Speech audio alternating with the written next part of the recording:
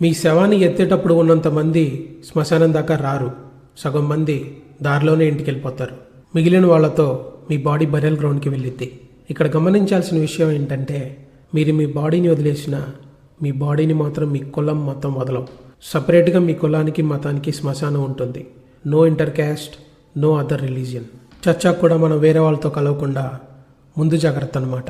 మీకోసమే ఫ్రెష్గా రెడీ చేసిన చితి కానీ గుంట కానీ మీకోసం వెయిట్ చేస్తూ ఉంటాయి. తర్వాత యాజ్ పర్ యువర్ ఆచారం మిమ్మల్ని కాల్చడమో పూడ్చడమో చేస్తారు. ఫైనల్గా మీ బాడీ పంచభూతాల్లో కలిసిపోతుంది. మీ వాళ్ళు తిరిగి మీ ఇంటికి వెళ్ళేసరికి ఇల్లంతా క్లీన్ చేసేసి ఉంటుంది. మార్చరీ బాక్స్ పక్కన పెట్టేసి ఉంటుంది. 2వ రోజో 3వ రోజో భోజనాలు ఉంటాయి. అది కూడా లిమిటెడ్ గెస్ట్లతో. కొన్ని రోజులు మీరు పోయినప్పుడు రావడం కుదరని వాళ్ళు మీ ఇంటికి వస్తూ ఉంటారు.